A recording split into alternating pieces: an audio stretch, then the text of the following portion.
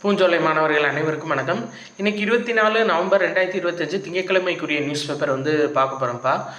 அதாவது 23 news paper நம்மளுக்கு வரலை. அதை நம்ம நெட்லேருந்து டவுன்லோட் பண்ணி கண்டிப்பாக அதை அப்டேட் பண்ணிடுவோம். இன்றைக்கி 24 பார்த்துருவோம், சரிங்களா? ஸோ தெற்குலகின் குரலை உயர்த்துவோம் அப்படின்னு சொல்லிட்டு பிரதமர் மோடி சொல்லியிருக்காரு. எதில் அப்படின்னா, தென்னாப்பிரிக்காவில் G20 உச்சி மாநாடு நடக்குதுப்பா. ஸோ G20 உச்சி மாநாடு தென்னாப்பிரிக்காவோட ஜோஹன்ஸ்பர்க் அப்படின்ற நகரில் நடைபெறுது. அதில் நிறைய நாட்டு அதிபர்களோட சந்தித்து பேசியிருக்காங்க. ஸோ அது சார்ந்த இன்ஃபர்மேஷன் தான் கொடுத்துருக்காங்க. இதில் எக்ஸாம் பாயிண்ட் ஆஃப் வியூவில் இதுதான். G20 மாநாடு 2025 நடைபெற்ற இடம் தென்னாப்பிரிக்காவோட ஜோஹன்ஸ்பர்க். அடுத்து இந்தது 2026 பிரிக்ஸ் கூட்டமைப்பில் இந்தியாவோட தலைமைக்கு தென்னாப்பிரிக்கா ஆதரவு தெரிவிச்சிருக்காங்க. ஸோ 2026 பிரிக்ஸ் இந்தியாவில் நடக்கிறதுக்கு வாய்ப்பு இருக்குது, சரியா? அடுத்து இந்த ஜப்பானோட பிரதமர் சனே தகாய்ச்சி, அவங்கள ஞாபகம் வச்சுக்கோங்க. ஏன்னா ஜப்பானோட முதல் பெண் பிரதமர் இவங்க தான். ஸோ இவரை சந்திச்சிருக்காரு பிரதமர், சரிங்களா? இதில் வேறு எதுவும் எக்ஸாம் பாயிண்ட் ஆஃப் வியூவில் இல்லை. இந்தது மெயின் என்ன அப்படின்னா, சண்டிகர் மசோதா எதிர்க்கட்சி எதிர்ப்பால் பின்வாங்கியது மத்திய அரசுன்னு கொடுத்துருக்காங்கல்ல. ஆக்சுவலாக என்ன அப்படின்னா, 1966 பஞ்சாப்ல இருந்து ஹரியானா மாநிலம் தனியாக பிரிக்கப்பட்டிருக்கு. அப்போ அந்த ஹரியானாவுக்கும் பஞ்சாபுக்கும் பெரிய பிரச்சனை நடந்திருக்கு. எதை கேபிட்டலாக போடுறது அப்படின்னு சொல்லிட்டு ரெண்டு பேருமே சண்டிகரை தலைநகராக வேணும் அப்படின்னு சொல்லிட்டு கேட்டிருக்காங்க. அதனால் என்ன பண்ணியிருக்காங்க அப்படின்னா, ரெண்டு மாநிலத்துக்கும் சேர்த்தாப்பில் சண்டிகரை தலைநகராக போட்டுட்டாங்க. அப்போ இந்த சண்டிகர் யாருக்குரியது அப்படின்னு பிரச்சனை வரும்போது அதை தனியாக யூனியன் பிரதேசமாக மாற்றிட்டாங்க சண்டிகரை, சரியா? யூனியன் பிரதேசமாக மாற்றி இப்போ ஹரியானா பஞ்சாப் இந்த ரெண்டு மாநிலத்துக்குமே பார்த்தீங்க அப்படின்னா சண்டிகரோட இந்த ரெண்டு மாநிலத்துக்குமே சண்டிகர் தான் பார்த்தீங்க அப்படின்னா கேபிட்டலாக இருக்குது. அதாவது கடந்த 1984 பஞ்சாப் ஆளுநரின் கட்டுப்பாட்டின் கீழ் சண்டிகர் கொண்டு வரப்பட்டது. ஆனால் சண்டிகர் ஆளுநரோட கட்டுப்பாட்டில் இருக்குது, சரியா? ரைட்டு. இப்போ என்ன சொல்கிறாங்க அப்படின்னா, பிரிவு 240 அரசியலமைப்பு சட்டப்பிரிவு இது என்ன சொல்லுது அப்படின்னா, அதாவது ஒரு யூனியன் பிரதேசங்களோட டெவலப்மெண்ட்டுக்காக மாற்றங்கள் செய்யலாம் அப்படின்னு சொல்லக்கூடிய சட்டப்பிரிவு தான் ஆர்டிகிள் 240. ஸோ அந்த சட்டப்பிரிவு படி என்ன சொல்லியிருக்காங்கன்னா, அதாவது சண்டிகர் அப்படின்றத ஒரு தனி யூனியன் பிரதேசமாக பிரித்து அதை ஒன்றிய அரசோட கண்ட்ரோலுக்கு கீழே ஃபுல் அண்ட் ஃபுல் கொண்டு வரணும் அப்படின்ற மாதிரி இந்த மசோதா இருந்திருக்கு. பட் அது மிகப்பெரிய எதிர்ப்பால் அது கேன்சல் ஆயிடுச்சு. ஏன்னா பஞ்சாப் ஹரியானா இது ரெண்டுமே சட்டமன்ற உறுப்பினர்கள் இருக்கக்கூடிய ஒரு மாநிலங்கள், சரிங்களா? சண்டிகர்ன்றது ஒரு பேஸாக மட்டும்தான் இருக்குது, சரிங்களா?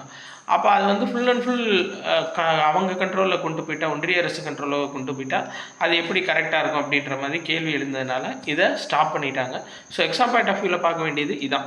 பஞ்சாப் அதாவது ஹரியானா பிரிக்கப்பட்டது 1966. 1984 பஞ்சாப் ஆளுநரோட கட்டுப்பாட்டின் கீழே சண்டிகர் கொண்டு வரப்பட்டாங்க, சரிங்களா? ரைட், ஓகேப்பா. அடுத்தது பார்க்கலாம்.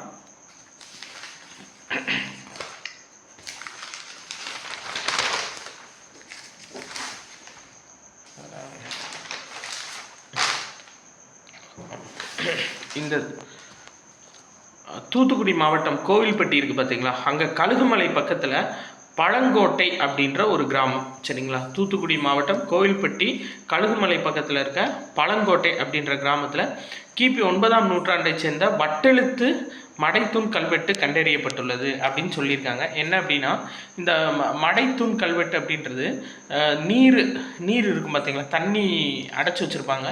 ஸோ மடை இருக்கும் திறந்து விடுறதுக்காக. அந்த மடையை நிப்பாட்டி வைக்கிறதுக்கான ஒரு கல் தான் இந்த கல், சரியா? அது மாதிரி சோழர் கால குமிழி தூம்பு நம்ம படிச்சிருப்போம். அது நம்ம புக்கு 11th புக்லேயும் இருக்கும், ப்ளஸ் 9th புக்கு ரெண்டுலேயுமே இருக்கும். ஸோ அந்த குமிழி தூம்பு சார்ந்த கல் தான் இந்த கல். அந்த கல்லில் அரசர்களோட சிறப்பை பற்றி பொறுப்பிச்சிருப்பாங்க. ஸோ அப்படிப்பட்ட கல் தான் கிடச்சிருக்கு. எங்கே அப்படின்னா, கழுகுமலை பக்கத்தில் இருக்க பழங்கோட்டை, சரியா? கோவில்பட்டியில். இதில் வேறு கூடுதலாக கருப்பு சிவப்பு பானை ஓடுகள், முதுமக்கள் தாலிகள் இதெல்லாம் கிடச்சிருக்குப்பா. எக்ஸாம் பாயிண்ட் ஆஃப் வியூவில் அதுதான். அடுத்து சர்வதேச ட்ரோன் புகைப்பட போட்டி எங்கன்னா துபாயில் நடைபெற்றிருக்கு. அது சிவகங்கையை சேர்ந்த இளைஞர் சாந்தகுமார், சரிங்களா? இவர் வெற்றி பெற்றிருக்காரு, ஞாபகம் வச்சுக்கோங்கப்பா. சர்வதேச ட்ரோன் புகைப்பட போட்டி நடைபெற்ற இடம் துபாயில் நடைபெற்றிருக்கு. அதில் சிவகங்கை மாவட்ட இளைஞர் சாந்தகுமார் பரிசு பெற்றிருக்காரு. சரி, ரைட். அடுத்தது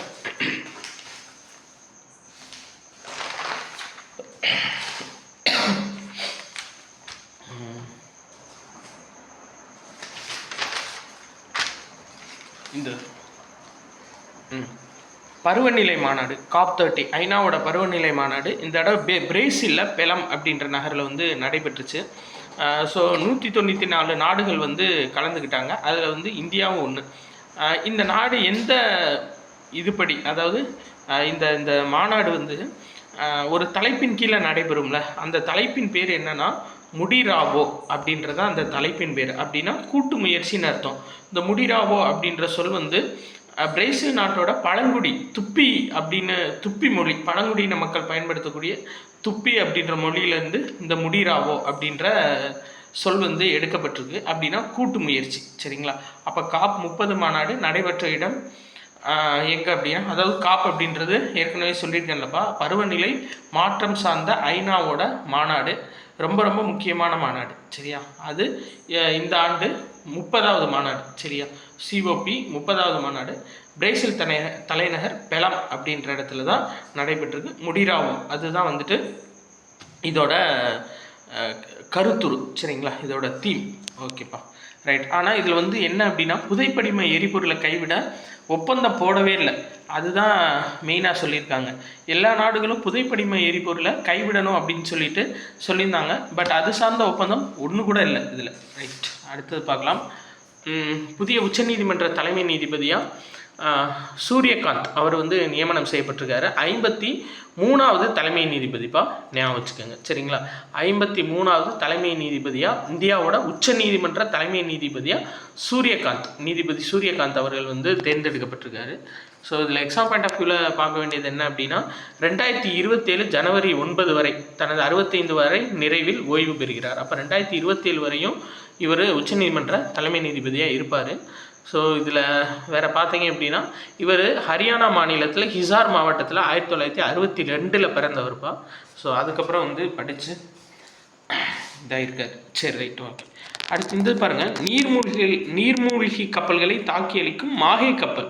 அப்போ இந்த மாஹே கப்பல் எதுக்கு அப்படின்னா, நீர்மூழ்கி கப்பல்களை தாக்கி அளிக்கக்கூடிய கப்பல். மும்பையில் உள்ள கடற்படை கட்டுமான தளத்தில் தான் இது கட்டப்பட்டிருக்கு. 80% அதிகமான பாகங்கள் இந்தியாவில் உருவாக்கப்பட்டன அப்படின்னு சொல்லி கொடுத்துருக்காங்க. ஸோ அப்போ மாஹே அப்படின்ற கப்பல் என்னென்னா, நீர்மூழ்கி கப்பல்களை தாக்கி அளிக்கக்கூடிய கப்பல். அடுத்து இன்னைக்கு நியூஸ் கொஞ்சம் அதிகம்தான்ப்பா, சரிங்களா? 200 ஆண்டுகள் பழமையான தேவி மகாத்மிய ஓவியங்கள் வெளிநாட்டுக்கு அனுப்ப பிரிட்டன் தடைன்னு சொல்லியிருக்காங்க. ஆக்சுவலாக என்ன அப்படின்னா, 1810 வந்து பஞ்சாப் பகுதியில் இந்த ஓவியம் வரையப்பட்டிருக்கு. இது வந்து பராசக்தி, கடவுள் பராசக்தி இருக்காங்களே அவங்க சார்ந்த ஓவியம். தங்கம் மற்றும் வெள்ளி வர்ணங்களை பயன்படுத்தி இது வந்து வரையப்பட்டிருக்கு. 200 ஆண்டு பழமையான ஓவியம். இந்த ஓவியம் வந்து பார்த்தீங்க அப்படின்னா, அதாவது ஏல நிறுவனத்துக்கிட்ட போயிடுச்சு.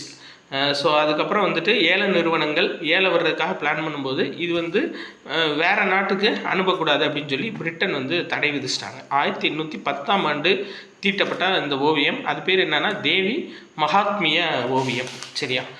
அடுத்தது பார்க்கலாம். ரொம்ப முக்கியமான நியூஸ் தான். என்ன அப்படின்னா, இலங்கையில் பார்வை மாற்றுத்திறனாளிகளுக்கான T20 உலகக்கோப்பை, இதுதான் அறிமுக கோப்பை, ஃபஸ்ட்டு டைம் வந்து நடக்குது, சரியா? மகளிர் உலகக்கோப்பை T20 போட்டி நடக்குது. இதில் வந்து 7 விக்கெட் வித்தியாசத்தில் நேபாளத்தை வீழ்த்தி இந்தியா வந்து சாம்பியன் பட்டம் வென்றிருக்காங்க. இதில் வந்து ஒரு மேட்ச்சில் கூட இந்திய மகளிர் அணி தோக்கவே இல்லை, சரிங்களா? எல்லாத்தையுமே இலங்கை, பாகிஸ்தான், அமெரிக்கா, ஆஸ்திரேலியா எல்லா அணிகளையும் வீழ்த்தி கோப்பை வென்றிருக்காங்கப்பா. ஸோ பார்வை மாற்றுத்திறனாளிகளுக்கான T20 மகளிர் உலகக்கோப்பை கிரிக்கெட் போட்டி நடைபெற்ற இடம் எது அப்படின்னா இலங்கை. ஸோ ஃபைனலில் நேபாளத்தை வீழ்த்தி இந்தியா ஜெயிச்சிருக்காங்க. சரி, ரைட். இந்த ஆஸ்திரேலிய ஓப்பன் சூப்பர் பேட்மிண்டன் நடந்திருக்கு. இல்லை இந்தியாவோட லக்ஷயா சென் அவர் வந்து பட்டம் வென்றிருக்காருப்பா. ஸோ ஆஸ்திரேலியா ஓப்பனில் இந்தியா ஒருவர் பட்டம் வென்றது ஒரு மிகப்பெரிய ஒரு விஷயம். ஸோ இதை முக்கியமாக ஞாபகம் வச்சுக்கோங்க. ஆஸ்திரேலியா ஓப்பன் பேட்மிண்டனில் இந்திய நட்சத்திரம் லக்ஷயா சென் அவர் வந்து பட்டம் வென்றிருக்காரு. ரொம்ப முக்கியமானதுப்பா, ஞாபகம் வச்சுக்கோங்க. அதே மாதிரி ஃபிடே செஸ் போட்டி வந்துட்டு ஃபைனல்ஸ்க்கு நெருங்கிருச்சு. ஸோ ஜெயிச்சதுக்கப்புறம் யார் ஜெயிச்சிருக்காங்கன்னு பார்க்கலாம். அதே மாதிரி இந்த ஜப்பான் வந்து டெஃபிலிம்பிக்ஸ் நடக்குது பார்த்தீங்களா. ஸோ காது கேளாதோருக்கான சிறப்பு தடகள போட்டிகள். அதில் வந்து 25 மீட்டர் பிஸ்டல் பிரிவில் அபினவ் தேஷ்வால் அவர் தங்கப்பதக்கம் வென்றிருக்காரு. ஸோ ஞாபகம் வச்சுக்கோங்க, அபினவ் தேஷ்வால் துப்பாக்கி சுடுதலுக்கான வீரர். அவ்வளோதான். ஸோ இன்றைக்கி முக்கியமான நியூஸ் ஃபுல்லாக பார்த்தாச்சுப்பா. நன்றி.